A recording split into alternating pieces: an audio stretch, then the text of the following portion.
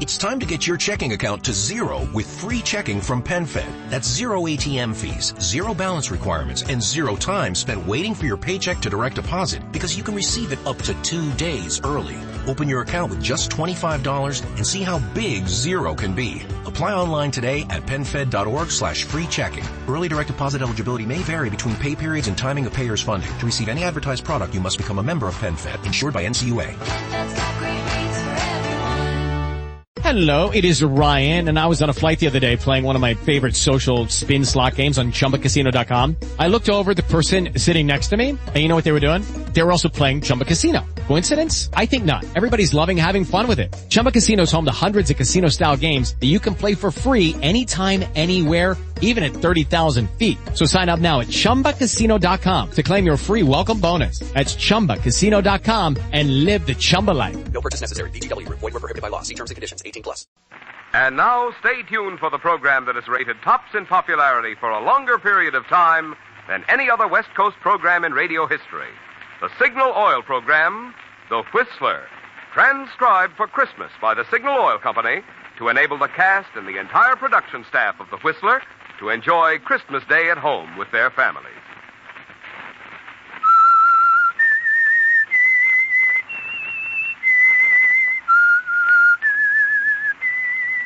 S-I-G-N-A-L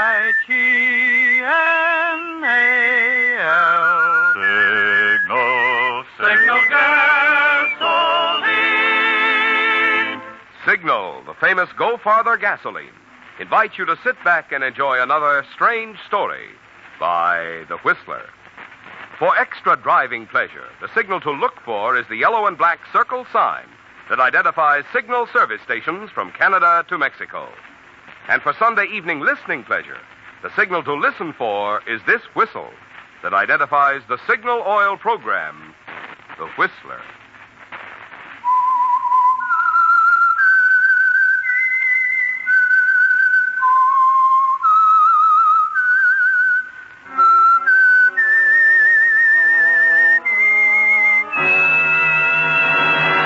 I am the Whistler, and I know many things, for I walk by night.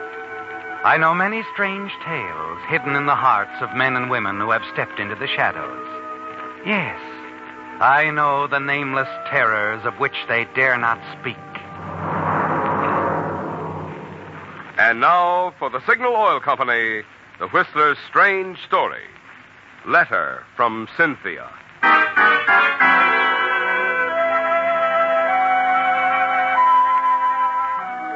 To the holiday staff on duty at the small hospital on the outskirts of a small town on the coast of Southern California, Christmas night was much like any other night.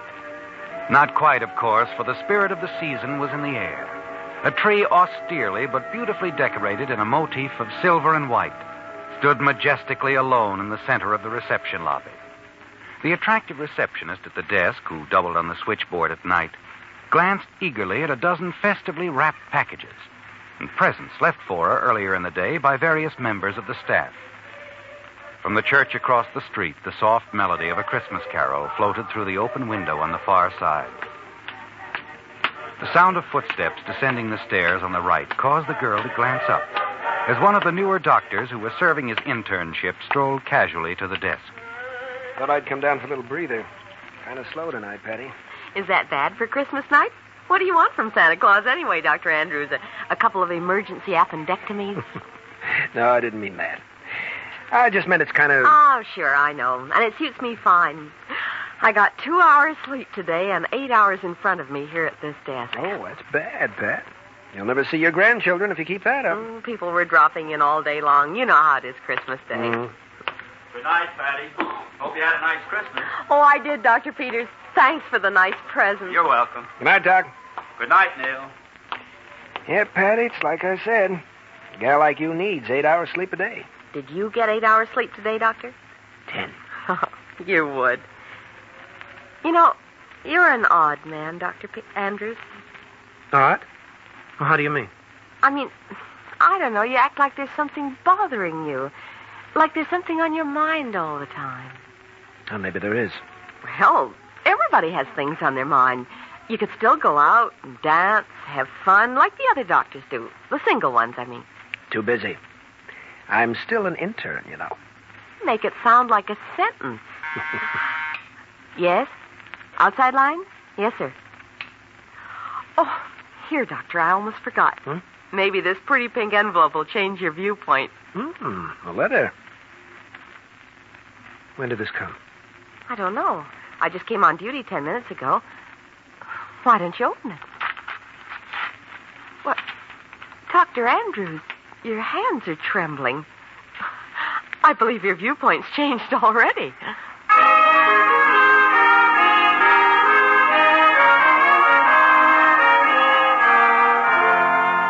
Yes, Neil, your hands are trembling as you recognize the handwriting.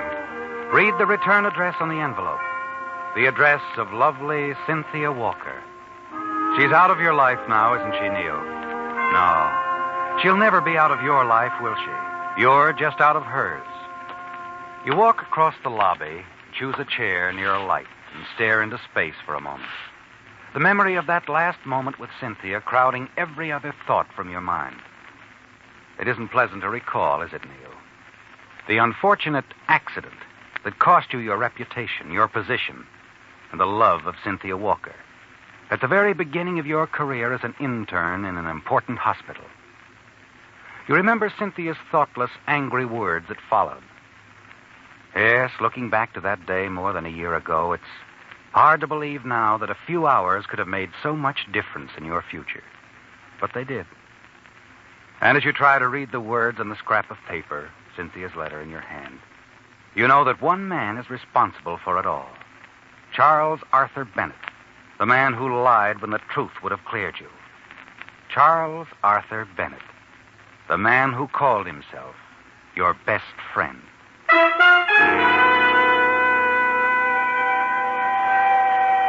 The sound of an ambulance wheeling into the receiving room below shatters your train of thought. Across the room, a yellow light flashes on the switchboard. You turn quickly back to the letter. But your thoughts are blurred, and you know you won't have time to finish your letter before you get the call you're sure is coming. Yes, Doctor. Yes, Doctor? Yes. I'll make out the registration card right away. Dr. Andrews? Yes? Yes, Pat? Admitting room? No, Miss Stevens is busy. 412 has had a relapse. Oh. They're taking the emergency to the third floor. Dr. Graham wants you to go to the third floor drug room. What kind of accident? Car crash, traumatic and hemotractic shock. Patient very weak. Dr. Graham wants you to prepare injections of sereptamine and sacralin. Take them to the operating room, third floor. Right. I was afraid we might have one of these before the day was over. You get any details? No, only it was an automobile accident. The man's unconscious. But according to the identification card in his wallet, his name is Charles Bennett, salesman. Who did you say? Bennett. Charles Arthur Bennett, Los Angeles.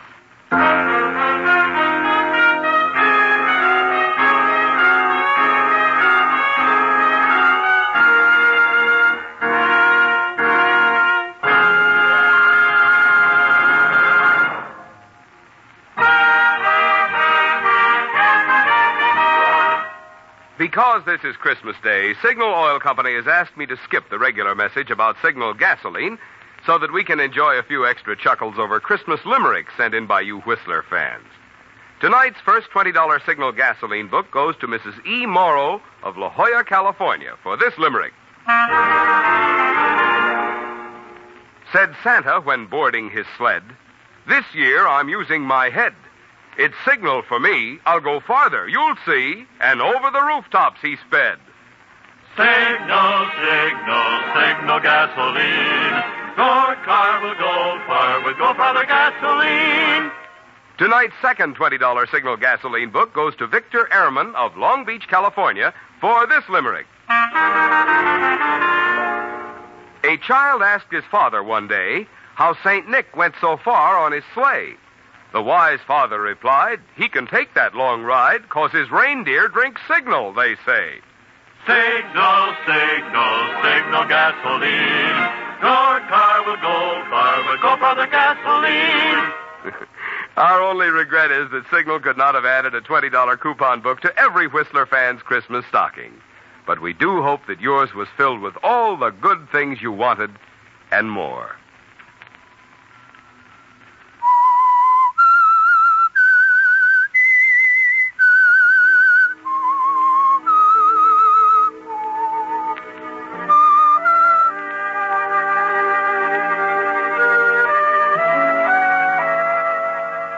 Yes, Neil, it's a shock, isn't it, to realize what's happened. For more than a year, your resentment of Charlie Bennett has smoldered. And now the girl at the switchboard tells you that he's here in the hospital where you're now interning, the victim of an automobile accident. That you have to prepare the drugs that might save his life. Might save his life. As you hurry up the stairs along the hallway to the laboratory, your thoughts go back to that night more than a year ago. The circumstances were quite different then, weren't they, Neil? Because although you didn't then realize it, that night you were at the mercy of Charlie Bennett.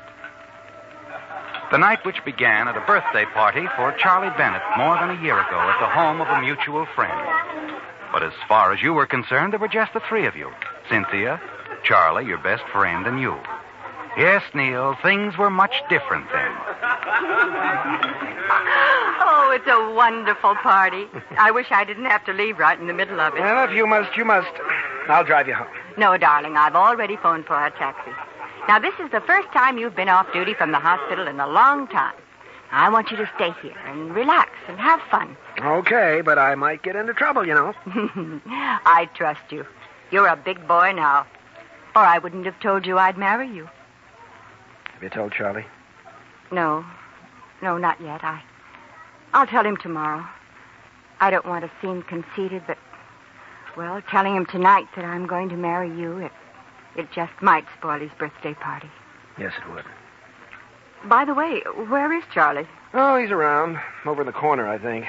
That island completely surrounded by the ocean of blondes. Well, I wouldn't think of invading that territory. Just to tell him good night. You tell him for me, will you, Neil? Sure. You really have to go. Oh, I'm afraid so. Jane's only in town for the night, and I don't get to see my sister very often. My taxi ought to be here by now. Now, it's your night off, dear. You have fun. You interns don't get out of that hospital often enough.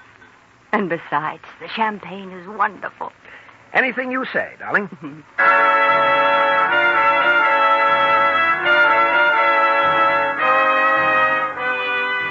Reluctantly, you see Cynthia to a cab and come back to the birthday party for Charlie. You take Cynthia's advice, too. Enjoy a little champagne.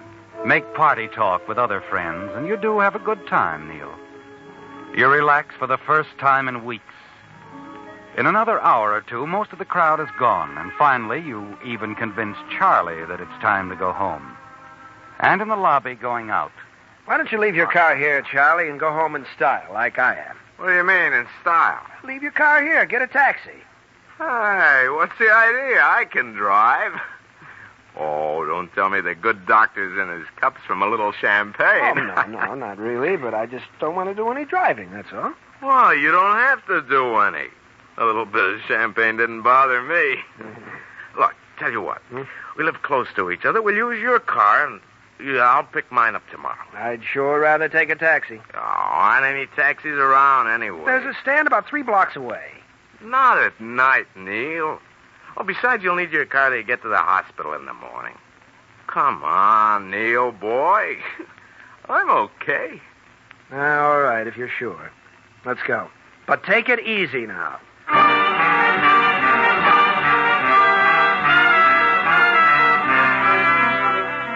Once in the car, you make one more effort to talk Charlie out of driving, but to no avail.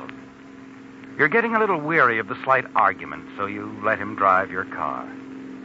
And after the first few blocks, you decide you have nothing to worry about. Charlie seems to be driving satisfactorily. Slightly over the speed limit, but everything seems to be all right until he suddenly turns a corner sharply. That's the last you remember for a little while. When you open your eyes, you feel a dizziness, a dull pain at your temple, and someone's talking somewhere. Come on, fella. That's it. Come on, boy. Come on. Here. Are you hurt? Hurt? Oh, no, no, officer. Not much, I guess. Just a bump on the head. Hey, that lamppost made quite an impression on your car, though. What's the idea of driving like that? Oh, me? Charlie was driving. Oh, Charlie was driving. Yeah, he's gone. He sure is absent. Say, you're a little on the woozy side, friend. Charlie, where's Charlie? Hey, come on, chum. That's enough about Charlie. Now, how much have you had to drink, anyway? I haven't had much to drink. Look here, officer. Charlie was here. I know he was here. No one was here, chum. I heard the crash around the corner and came straight here. No Charlie, no nobody. Just you. And the little man who wasn't here. But he couldn't have gone. Charlie! Yeah, that's all, chum. We got a swell place downtown where you can sleep on it, huh?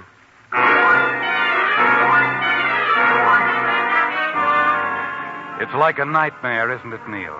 You're bewildered and confused by what's happened. It's all a mistake, isn't it? A horrible mistake.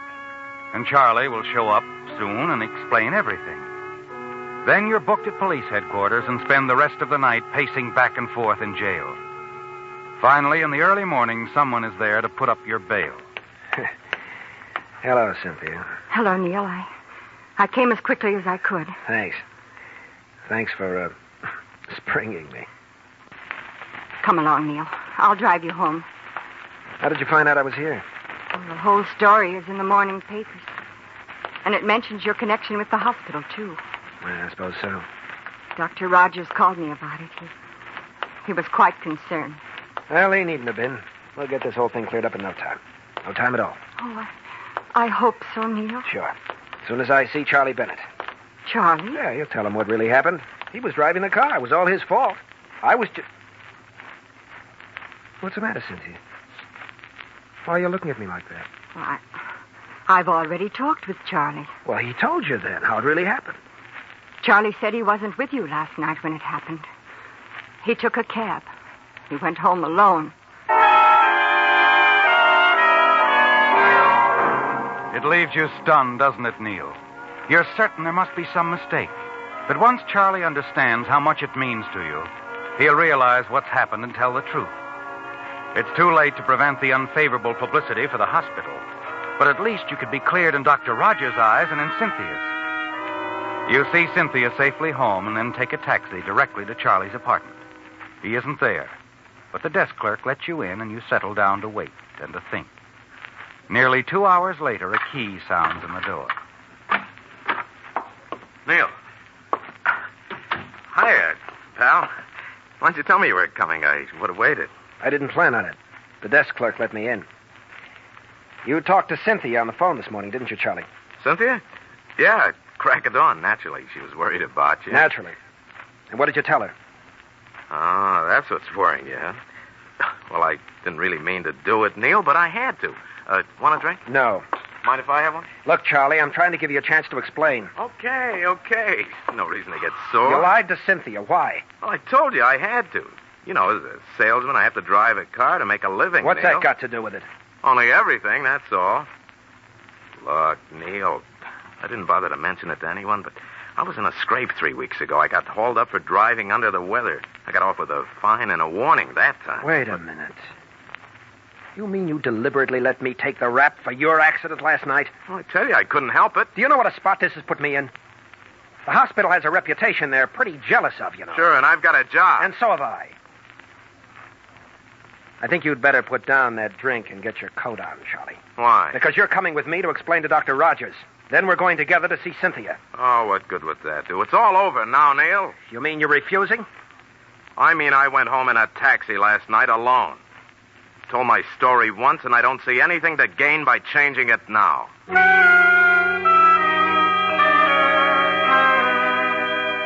Suddenly it occurs to you that Charlie has a more important reason for lying. His job is only part of it. He's always wanted to marry Cynthia, too, despite your long friendship. He believes that anything's fair in love or war. It's as simple as that.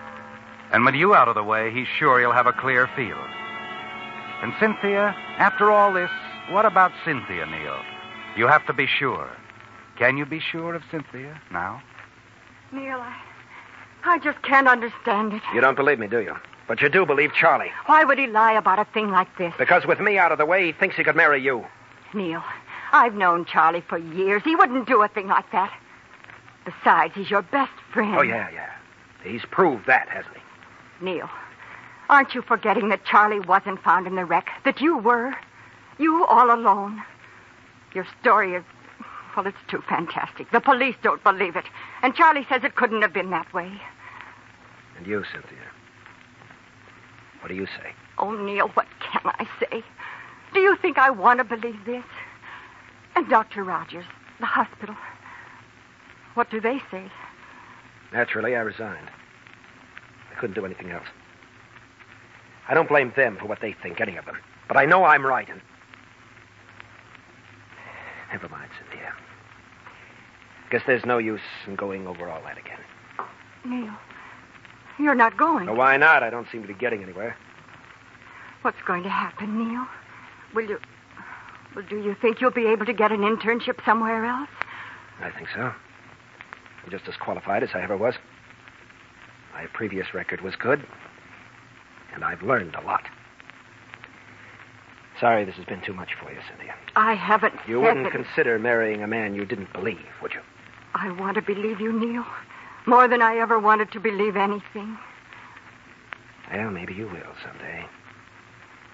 Maybe you'll learn the truth. When you do, let me know. You'll be able to find me.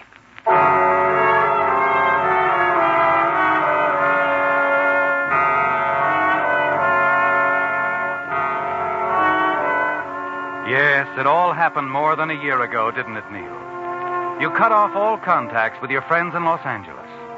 You've often wondered if Cynthia ever married Charlie.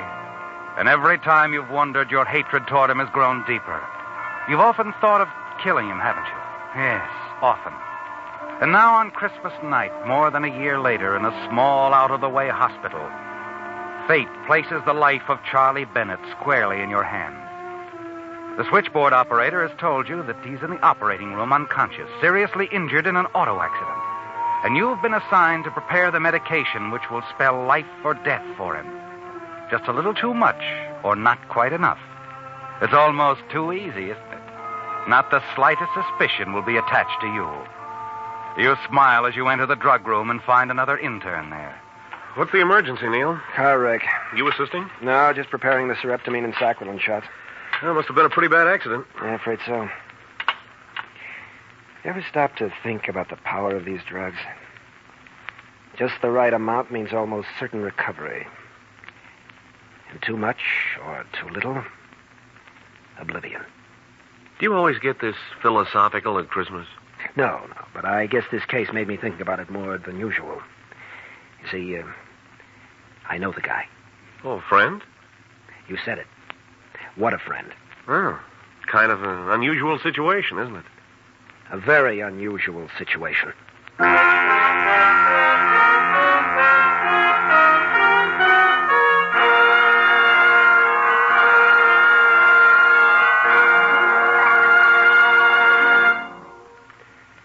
You know, friends, we of Signal Oil Organization feel mighty proud and pleased that you have invited the Whistler into your home so regularly throughout the year, and especially on Christmas Day.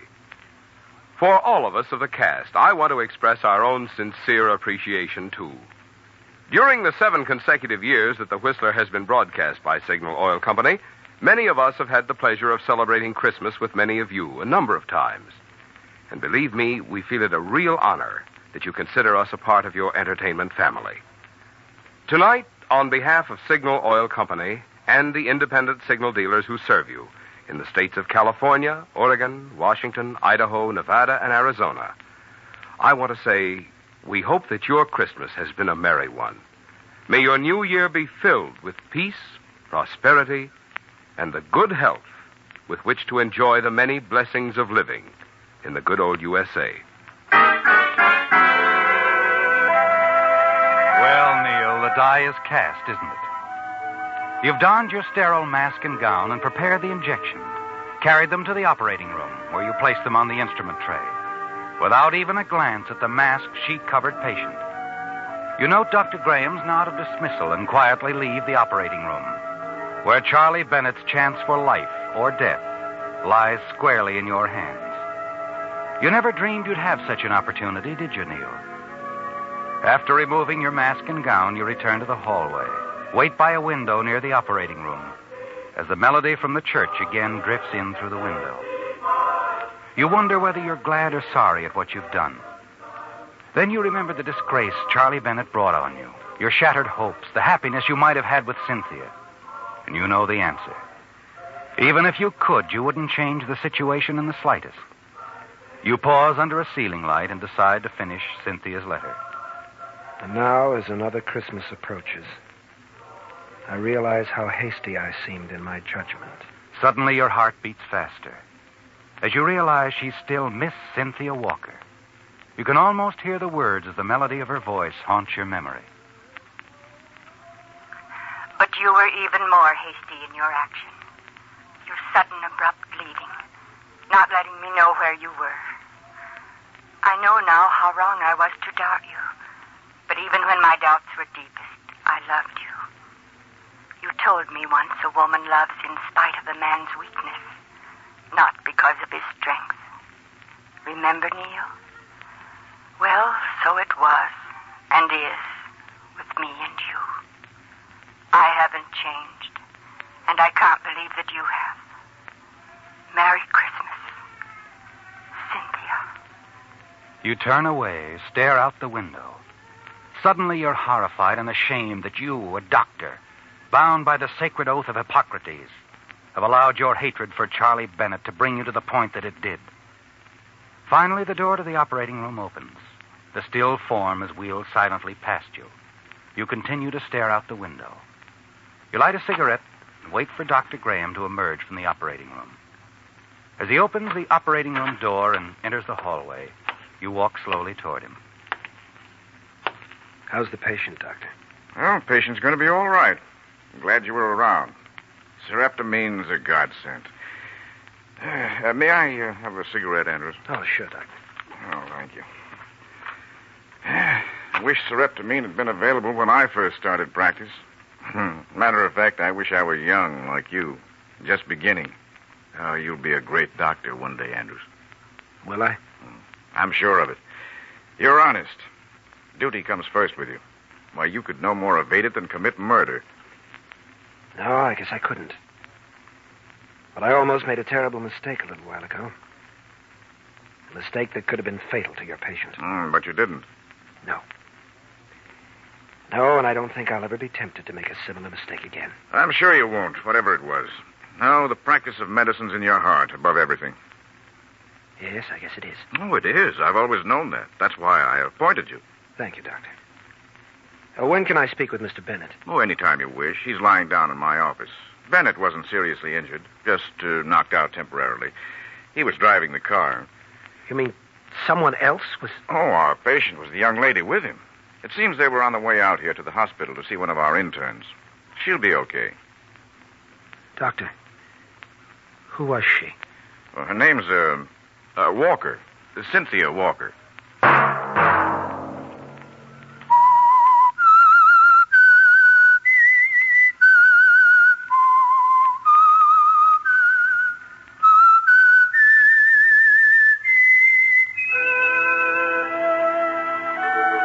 Let that whistle be your signal for the Signal Oil program, The Whistler, each Sunday night at this same time.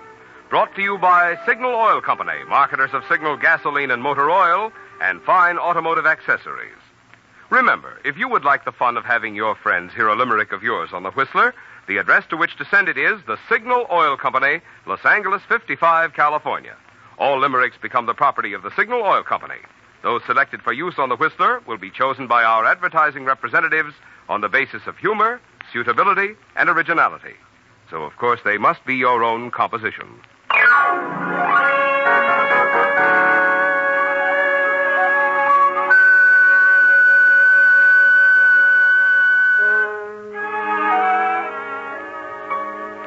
Featured in tonight's transcribed story were David Ellis, Isabel Jewell, and Paul Frees. The Whistler was produced and directed by George W. Allen, with story by Edward Bloodworth, music by Wilbur Hatch, and was transmitted to our troops overseas by the Armed Forces Radio Service. The Whistler is entirely fictional, and all characters portrayed on The Whistler are also fictional. Any similarity of names or resemblance to persons living or dead is purely coincidental. Remember, at this same time next Sunday, another strange tale by the Whistler.